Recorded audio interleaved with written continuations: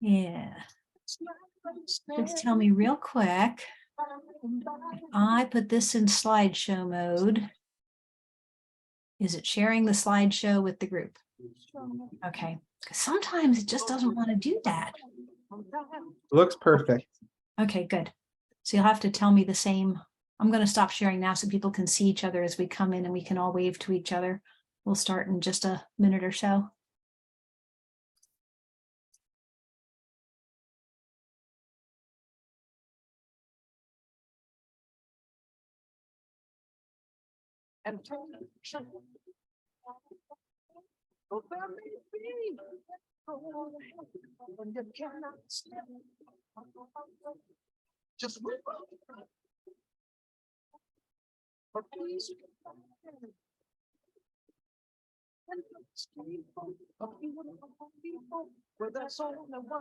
Happy Friday, everybody. Do a quick hi in the chat so we know where everybody's coming from. Nice to see people from many different places, from way over on the West Coast to out there in the middle of the country, us East Coasters. Remember your dream, you're on the skin, so keep on pushing.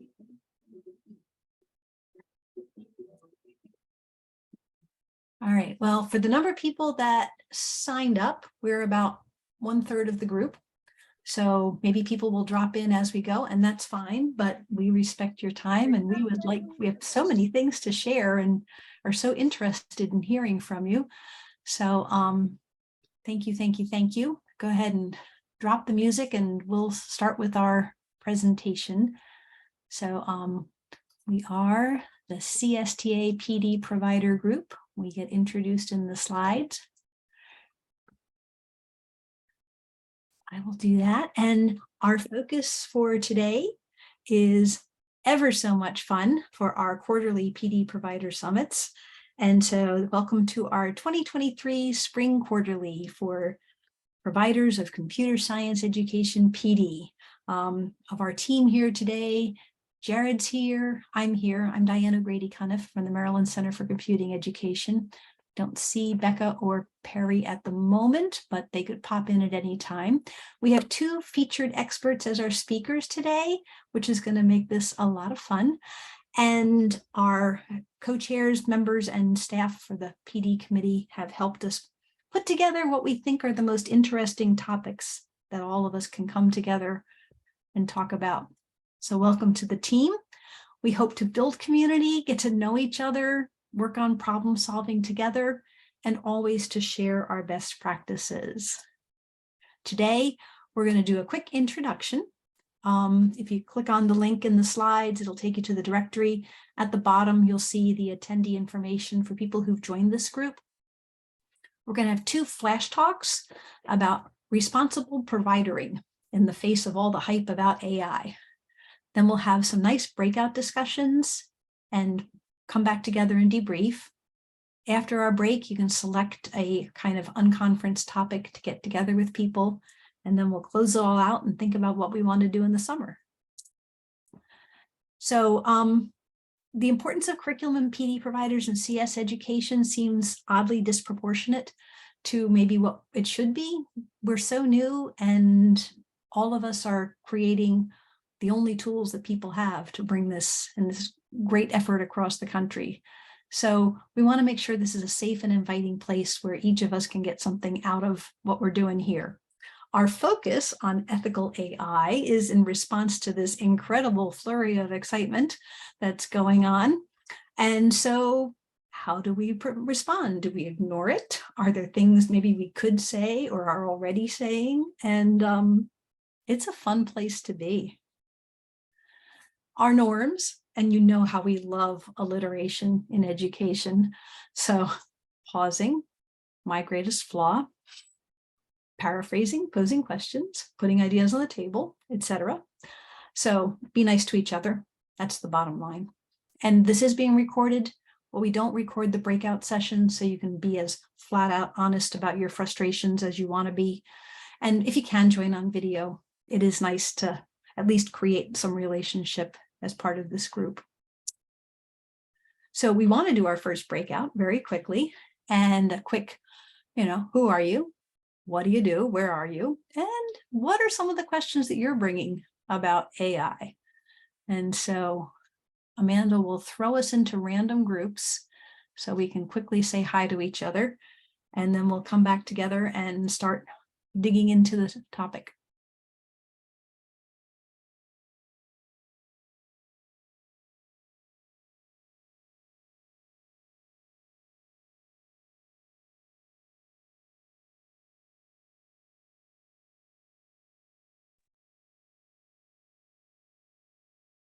I hope everybody had as much fun as I did saying hi and meeting people. It's just such a joy to connect and know what we share. So let me pull up our slides again, and we will follow up from the breakout, talk a little bit about the resources we have here.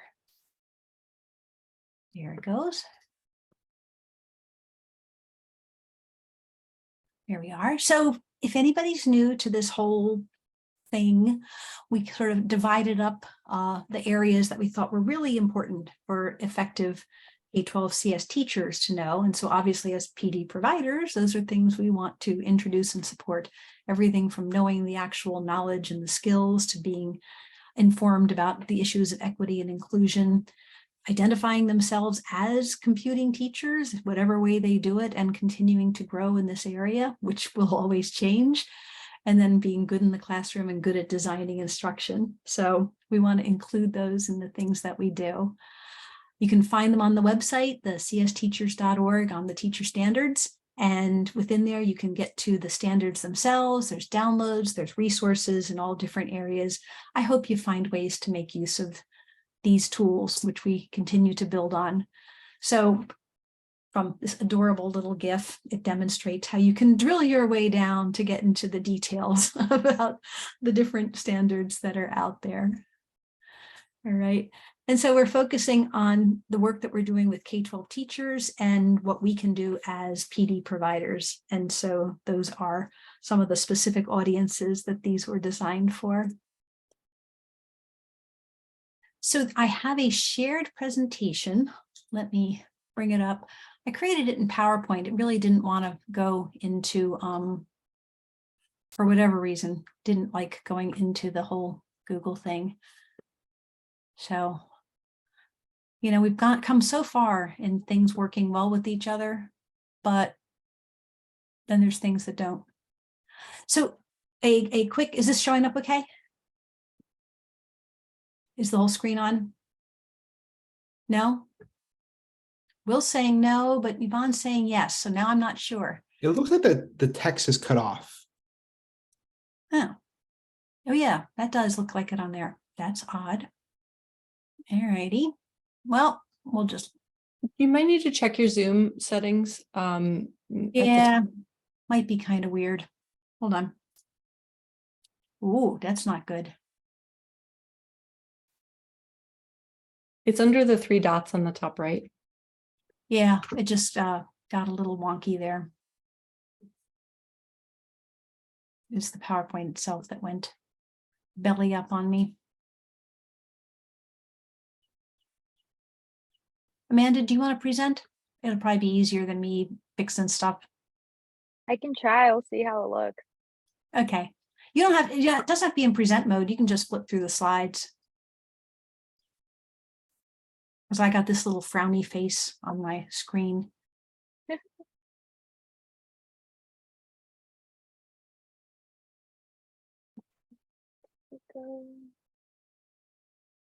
And I tried to be good about closing down all those extra windows, right? So sad.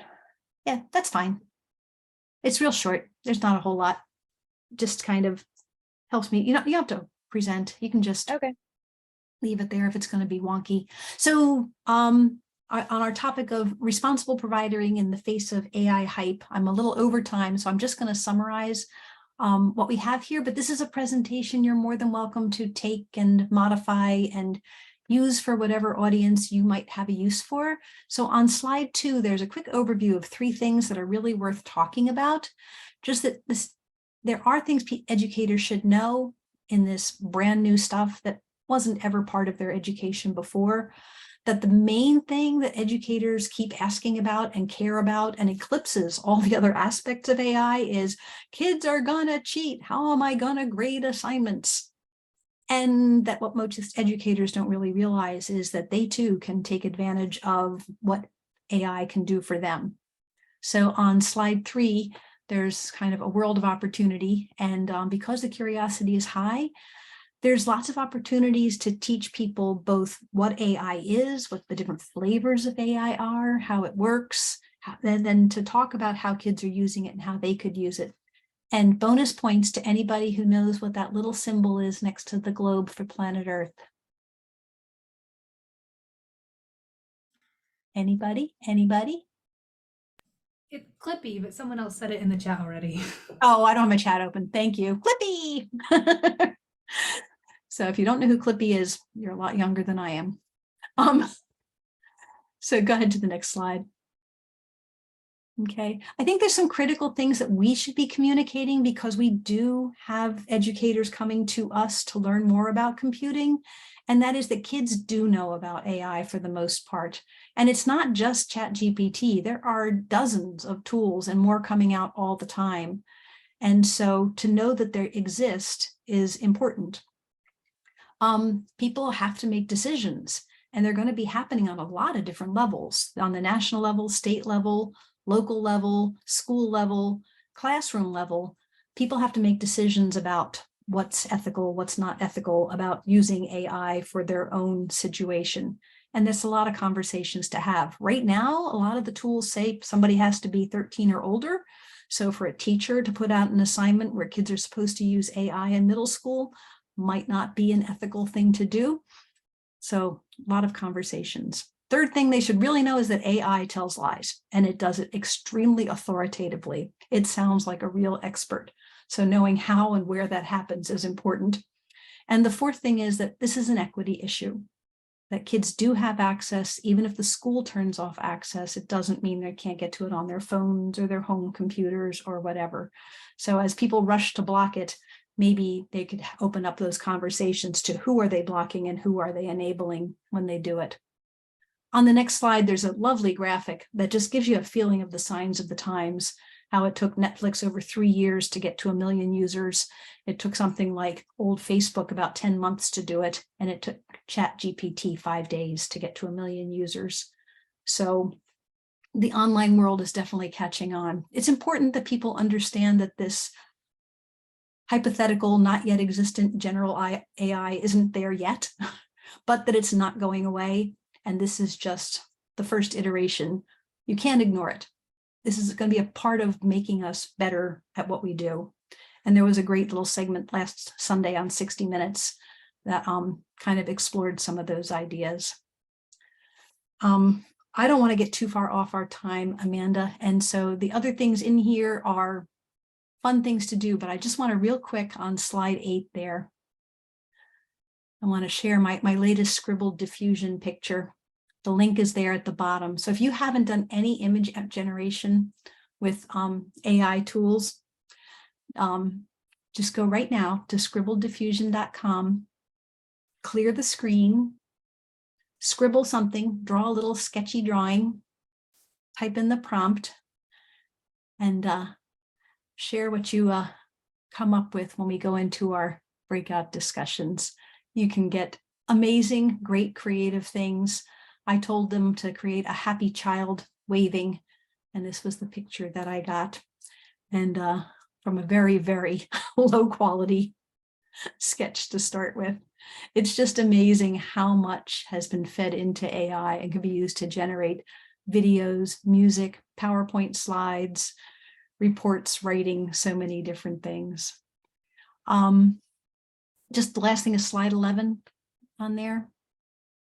And what I'm really hoping is that we'll all do the world a favor, which is that each of us should investigate how our resources might be impacted by AI existing in the world, that we all help educate the educators of the world on some of the ethical issues about AI and the impacts and the biases that are in there, and that we connect teachers with the tools that can help them be even stronger teachers. So that's the end of that one.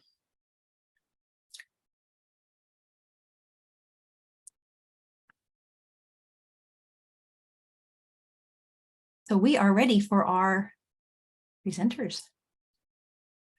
So Amanda, I can present this one. My computer wasn't upset about this slide deck. That sounds good. Okay, thanks for jumping in. Yeah, and you all have access to Diane's slides, so feel free to take more time to look at all of those. Sorry, that was a bit rushed. We just started about 5 minutes late and then I had way too much. So Charlotte and Sarah are here, and both of them have been doing AI-ish things for a long time. In the world of AI, I would say 3 years is like a generation of change. So they are all a couple of generations into this. And each of them is going to share for 10 minutes, and then we're going to go into breakout groups. And the idea is that Charlotte has done a lot in the early space, so she's going to lead the group on K-8. And Sarah has created a lot of materials more at the older students, so it's focusing on middle high school. And so you can talk about whatever you want to talk about in the breakout groups, but hopefully from our presenters, you will get some good ideas about what we've already got and what some of the hot topics are. So Charlotte, are you gonna start us out? Am I first? I wasn't sure if it was me or Sarah. Hi, I'm Charlotte Dungan. I'm the Chief Operating Officer at AI EDU, and we are a nonprofit that develops curriculum and resources for AI education. We do training for K-12, and we primarily create high school curriculum, although we partner at the lower grades. And so previously, I have been a K-8 educator. I've been an informal educator. I've started my own nonprofit to do STEM learning in North Carolina. And I find myself now in this exciting moment where we are really looking to transform our educational system for the digital generation. So although I work specifically for a company that is highlighting AI education, what we really need is for all of us to work together to be thinking about how these technologies integrate. Am I frozen? You just froze for half a sec on my screen. Okay, well, sorry about that. I was just saying how it's really important that we think more broadly beyond like, I'm going to teach a CS class, or I'm going to teach an AI module or cybersecurity or digital literacy module, and be thinking about right now the applications and the integration of AI for student learning, but also for teacher support and learning. And so there are a couple things I just wanted to show you. It's okay that I just show my little bit about my website. Is that okay? Okay.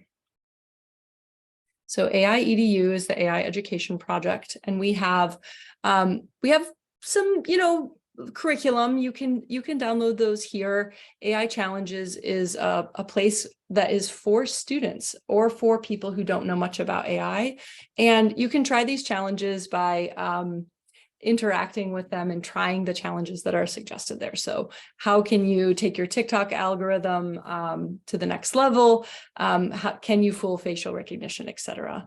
And then AI in 5 minutes is if you're looking to provide someone information about what AI is, then you have 5 minutes to read this page and have at least a background knowledge of what AI is. So if you're looking to try to share that very quickly, this is the brief that's meant for people who may not have previous experience. And then in the teacher section, we have 9 to 12 curriculum, but let's look further down. So if you're in middle school and you wanted to have a 5-minute warm-up where you had an AI conversation in your core class, these are 180 warm-ups. That's a 2-slide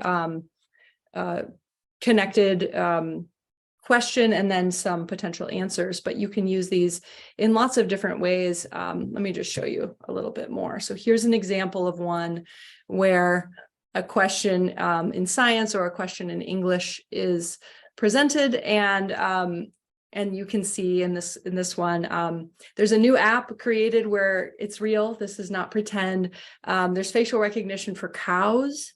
Another application is that satellites can read the barcodes of a zebra from space to track herds of like, where are these migrating or where are they at risk from poaching? And so some of these facial recognition technologies that you are encountering as you use your cell phone, or maybe you're driving your car through a tollway and your license plate is being read, we're doing it for animals as well. So the point here is that a student can have a conversation in the classroom about the benefits and drawbacks of technologies such as this.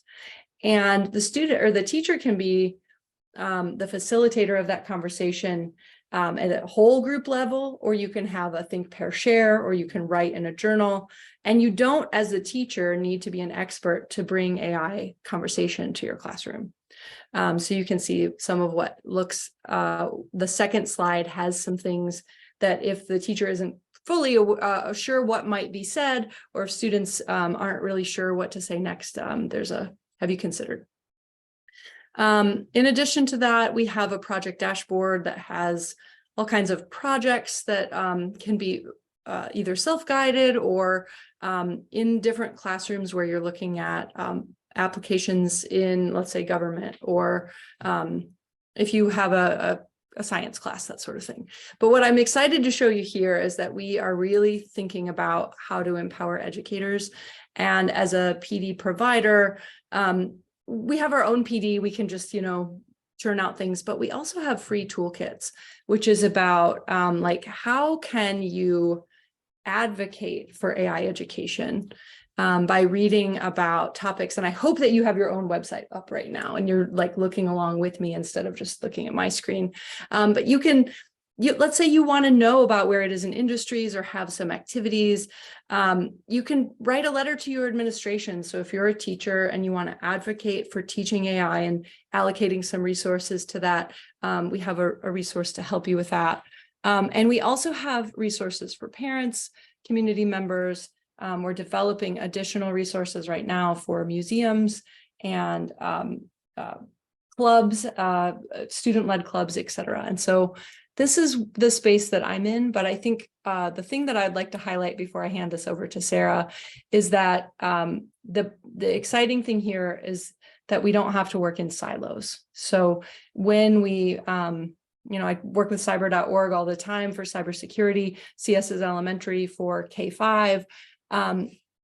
The partnerships in the alignment of these resources is really the key piece that we need to bring as we're working on professional development and resources for teachers, as well as highlighting accessibility and ethical learning. So I'm going to pass that over to Sarah now. Hello, everyone. I'm Sarah. I'm currently a curriculum manager at code.org, but I wasn't yet when I was asked to talk here. At the time, I was a curriculum manager at AI for All. AI for All no longer does high school-based curriculum, but you can still see the stuff that I worked on. So I'll send you all that link.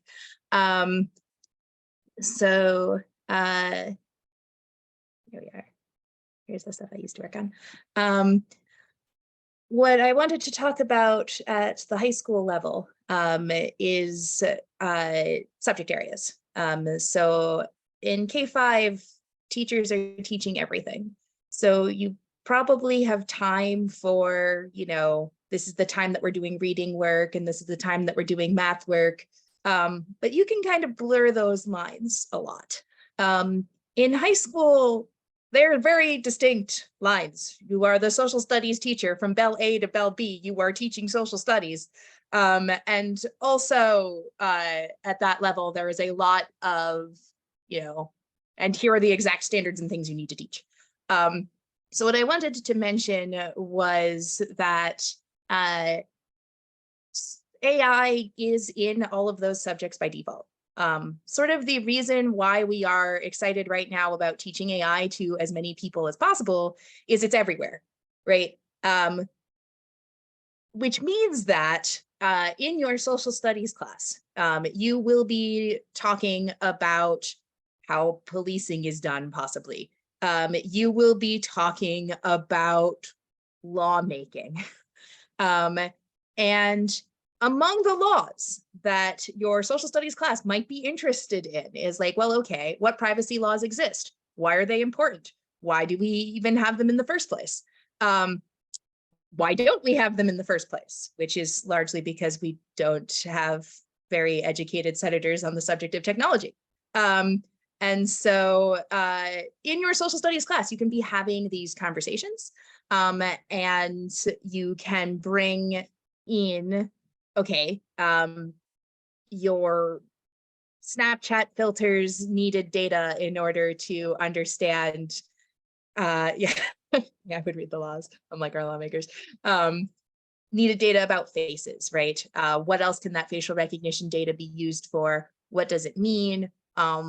Where is bias coming in? What does that mean? Which also means that it makes sense in your math class, right? Because in your math class, you'll be talking about probability at some point. And you can talk about how all of these systems are based on, here's some past data, here's what we can learn from that past data. And it's just what humans do on that front, brought up to the millionth power. So when you are integrating AI into whatever subject area you are integrating it into, it should really feel real. It doesn't have to be shoehorned in AI that it doesn't already fit in your class, then you're probably finding the wrong intersection. There almost certainly is an intersection, talking about laws, talking about like image generation, music generation, even there, like image and music generation, which you might think more of in art and music classes, your social studies classes might want to talk about, okay, we have copyright law. Why do we have copyright law? Who owns this copyright? And in order to understand that, you need to understand AI. So that was my 5-minute spiel on how AI integration happens. You can generally reach me. I'll put in my contact if you have any questions. I have a ton of resources. Charlotte has also a ton of resources. You've seen that site. It's amazing. Hey,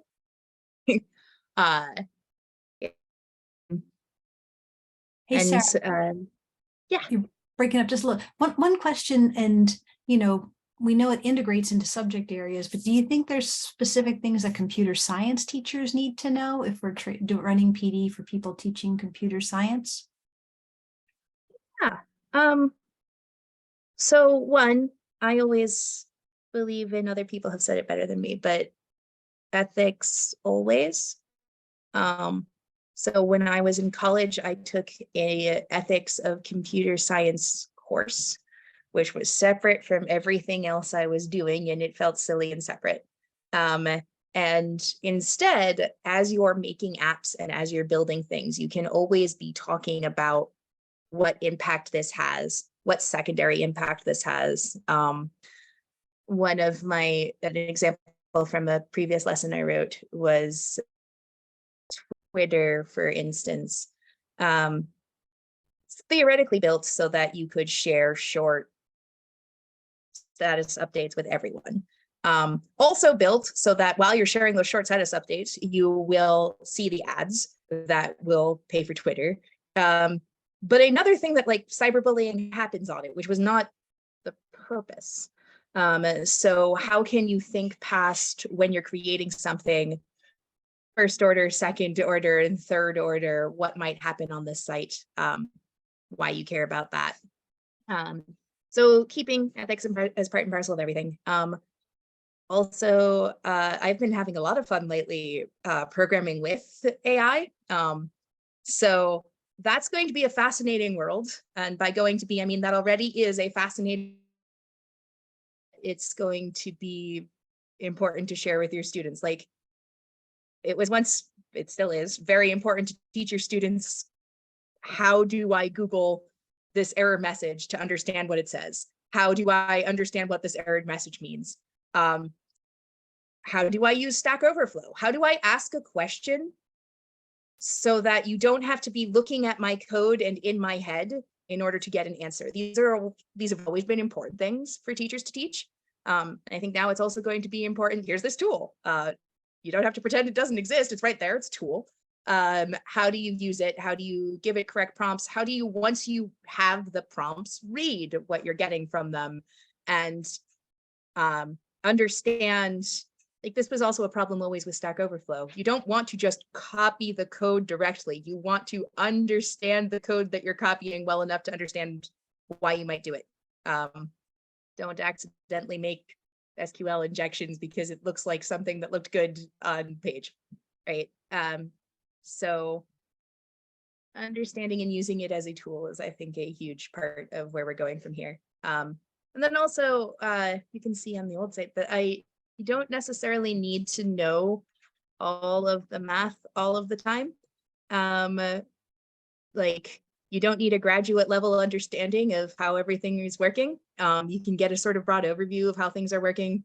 For convolutional neural networks, it's actually very cool because they use matrices. So when you eventually have to introduce matrices, they'll already have in their head, oh, okay, this is how you do that math that I've been told that they do. But you don't necessarily need to explain all of it to explain, like, showing the idea of concepts of how that works.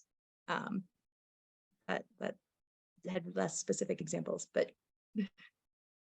Thank you. Yep, those are good. It's great. That's great. And Charlotte dropped a few things in the chat about how even Scratch has great tools for kids to actually create their own tools using AI and understand how it works and have conversations around the bias and all that other sort of stuff. So at this point, you have to make a decision about where it is that you would like to go, whether you want to focus on the more general integrated K-8 space or the more specific middle to high school space. And the prompts here are, think about how are you actually using AI and what are people asking you about AI when you're trying to put things together for your own PD.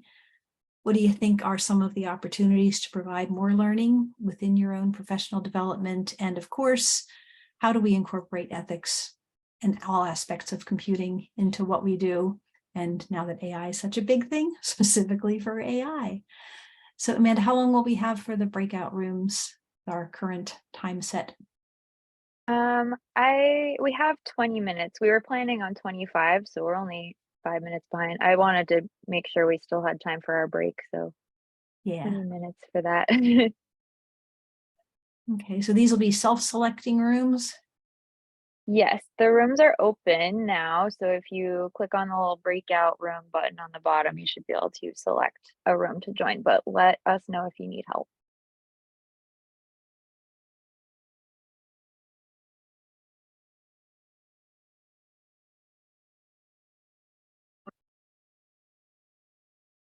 Welcome back. I see our pages are pretty full. So if you haven't been to the slide deck recently, or if you need one of us to put the link back into the chat again, if you had to leave and come back or something, we're happy to do that. Thank you, VT. So anybody want to summarize for each of the rooms, kind of the main things that came up? I think my room is first, and we thought that one of the exciting things about AI was that we can help teachers reduce their own burden. One example was that AI can be used to draft emails to parents, such as like how to facilitate reading at home at the K-5 space where literacy is so important. For the older students, you could have recommendation letters created with inputs. It does make lesson plans as an ideation point with some human touch. One really beneficial tool is that we can summarize concepts. So you can take something really difficult like abstraction as a concept and have it rewrite that definition that's appropriate for a fourth grade teacher, as a really important way to get to that. One thing that was identified was that we want teachers to be able to identify and give students tools for when AI is wrong. And one of the strengths of Bard versus ChatGPT is that Bard does have search enabled that connects to real life links. But one of the positives that we saw in the technology is that if you generate code, the text explanation that goes with that code is quite good. That's our summary. Thanks. Somebody else has to talk about the other room.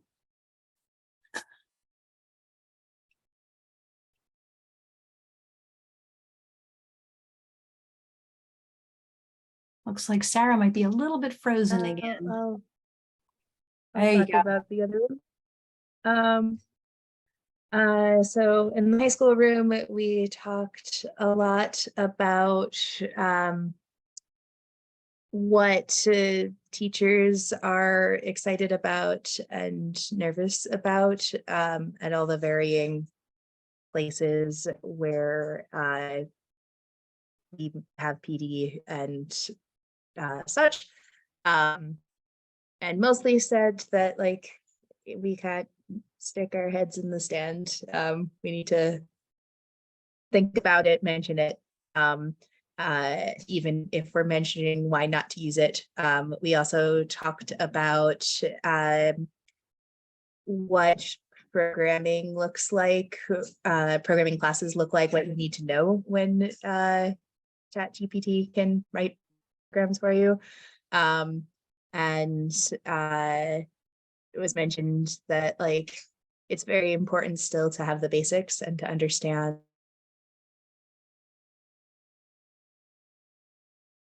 is a nice tool that will do a lot of things to get us started. And how we could collaborate in the future. But I think covered. If someone else in the 612 group wants to add anything. I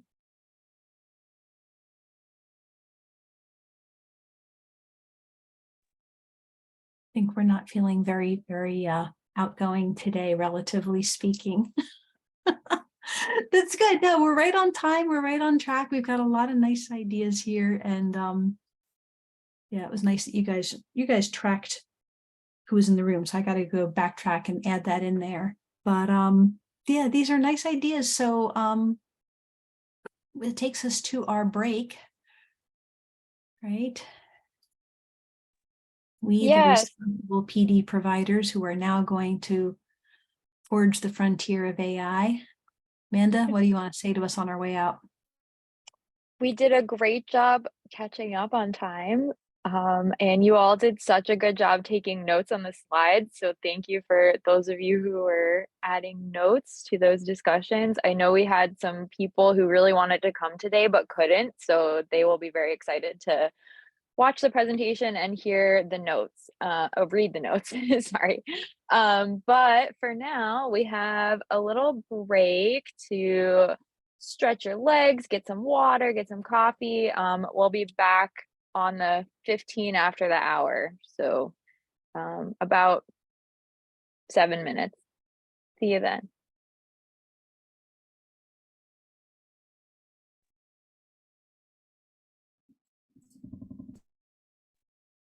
All right, so we're about to go into a birds of a feather. So birds of a feather, if you're unfamiliar with it, it's very informal. It's kind of like what we were just doing, but instead of having 2 different options, you've got 5. So of the 5, the first one is creating engaging online or hybrid PD, which here's a wonderful resource for those of you who are familiar with it. It's called Hindsight 2020. Second option is building effective relationships with schools and districts. Third option is PD funding models. The fourth one is emerging trends in CS education. And then the last one is being intentional with teaching AI and ethics. Now, in these like birds of a feather discussions, feel free to jump in between the different rooms if you want to hear what they're going to say about PD funding models. And you get enough of that after 10 minutes. Cool. You can jump over into another one, et cetera, et cetera. So we're going to be able to select whichever breakout you want. And then the following slides in the slide deck allow you to share resources like the one that I just shared. So that way people can have access to it after the fact. Or if they weren't in your group, they can see, oh, that was an interesting resource that other group discussed. We will be doing a share out at the end. So kind of plan on maybe having one person from each group kind of sharing for a minute. Like, hey, here's a really important topic that we discussed, a resource that we shared that we thought was useful, etc. So Amanda's going to open up some of the breakouts here in a moment, and you'll be able to kind of select which one you want to jump into and jump back and forth or stick with one the entire time. Yep, I was just finishing renaming them all, and then there we go. All right, they're open. If you need help getting into one, just let one of us know, but you can join now. Diane, is there a room that I need to go into, or do I have any special obligation, or do I get to just be a bird? You're a bird. Okay, I'm gonna go somewhere. I'm going to room 4 just for fun, to see what I can learn.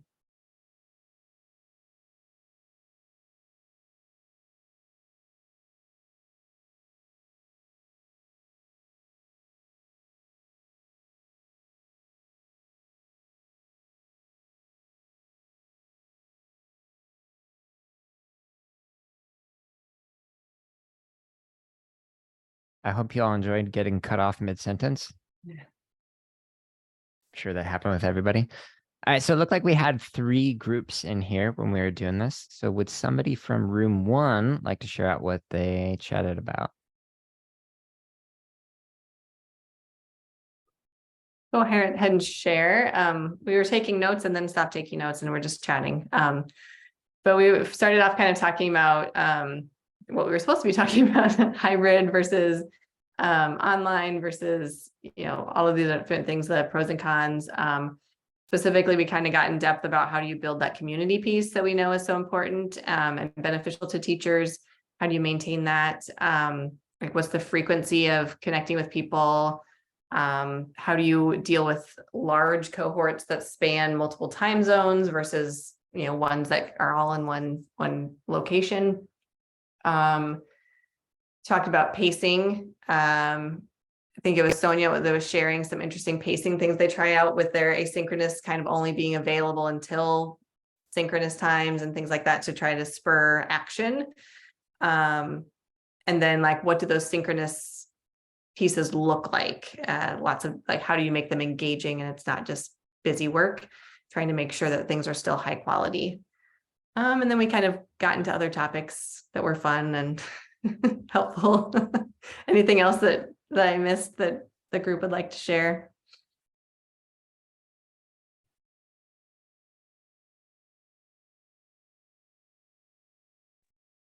Going off topic is actually what you're supposed to do. It was great. Yeah, thank you for that summary, Samantha. What about group 4, emerging trends in CS education? Who would like to talk about what they chatted about?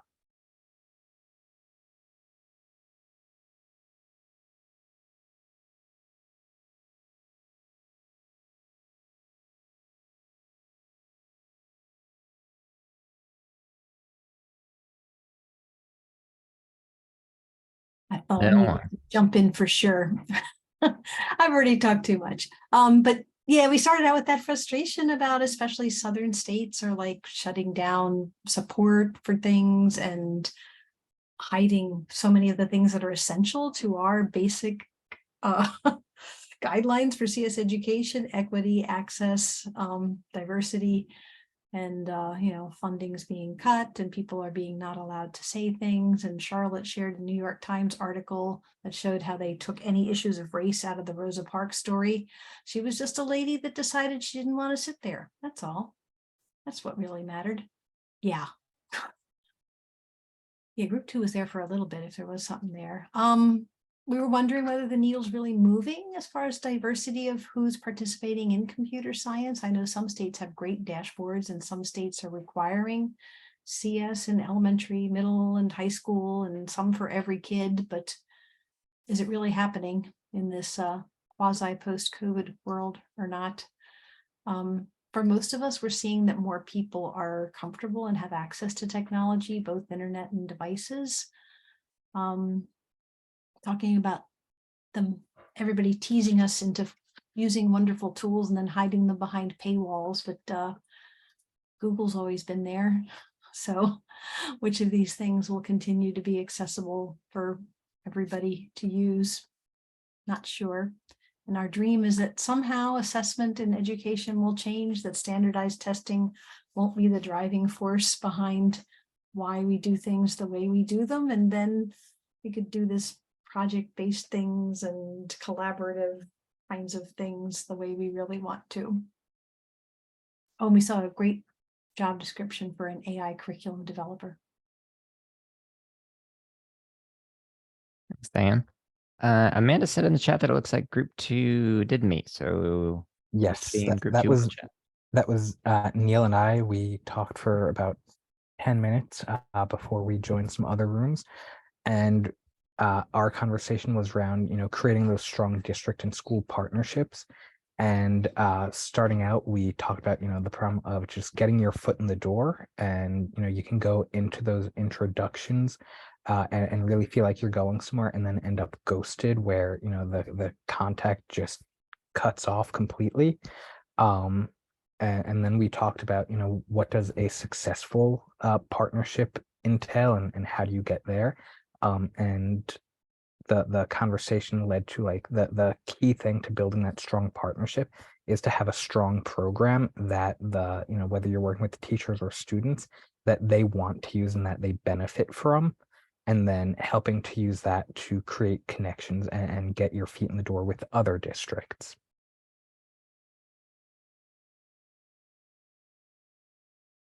Thank you, Will. Appreciate it. And what about group 5? There's a group that I was in. Katie or Sarah? Did either of you want to?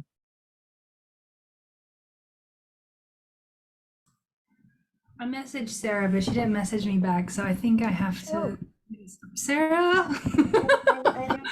I missed the message. Hang on. I'll happily, if you'd like. Yes. Sorry, my dog suddenly. My brother just got home, so my dog is going crazy. Okay. So in room 5, we were talking about ethics in really teaching CS generally. As Gail pointed out, it's basically the same conversations we've been having forever. We just keep having them, slightly newer technology. We worried a bit about how quickly things move and how we have this sort of move fast mentality that comes from tech. And what does that mean about how we leave out AI or leave out ethics when we're talking about it? Also, we talked about teachers, which is to say, sometimes what they say they want is different from what they need and how you navigate that space. And also whether teachers who are new to teaching CS and new to teaching AI are comfortable with having these ethics discussions, and do they have like the resources and time to talk about them, to which the group approximately agreed.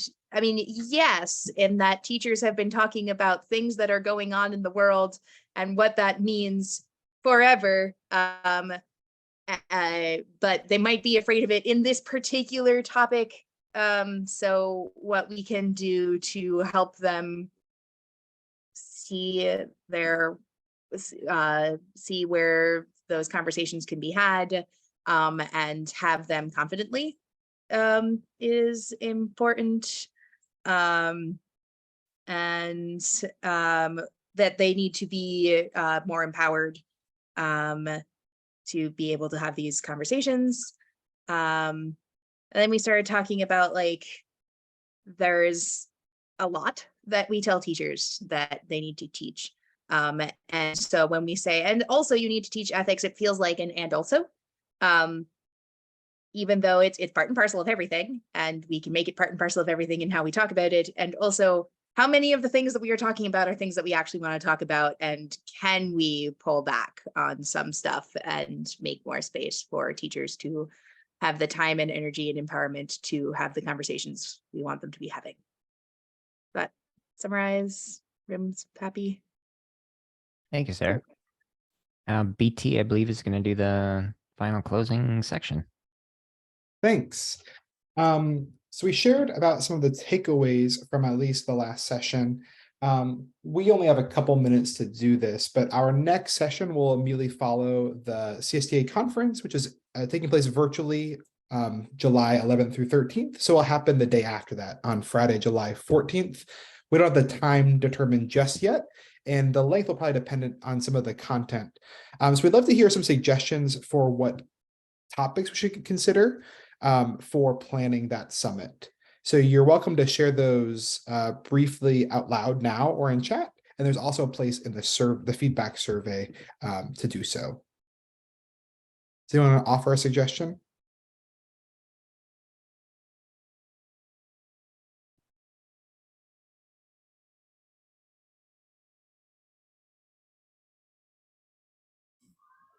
What I found really valuable in this session is we had like expert presentations and then the breakouts that were sometimes sort of related to the expert topic, but there were other topics as well. I could see like a microcosm of CSTA National where on Friday, it'd be really cool. I know keynotes are hard to get back at the end of a conference, but you know, I'm sure the keynotes are going to make us think about a lot of things, and it'd be nice to have space to reflect on some of the big themes of the conference together.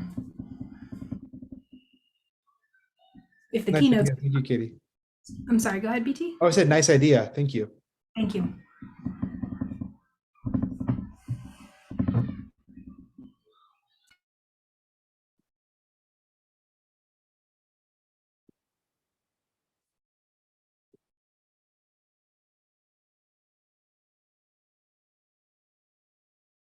We don't need to belabor this together, but there is a space in the feedback form to add some ideas.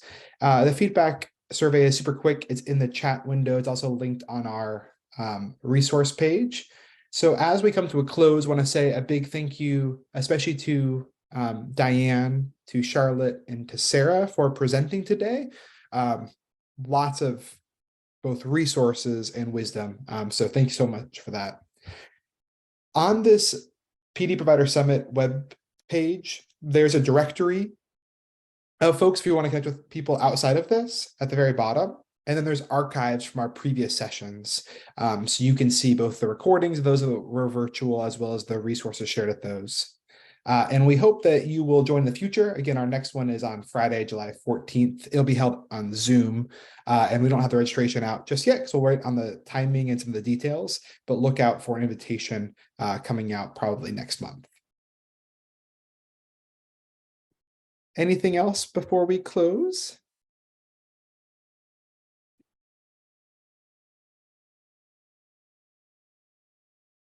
All right. Well, it was lovely to see you all. Thanks so much for joining. Really appreciate you being here.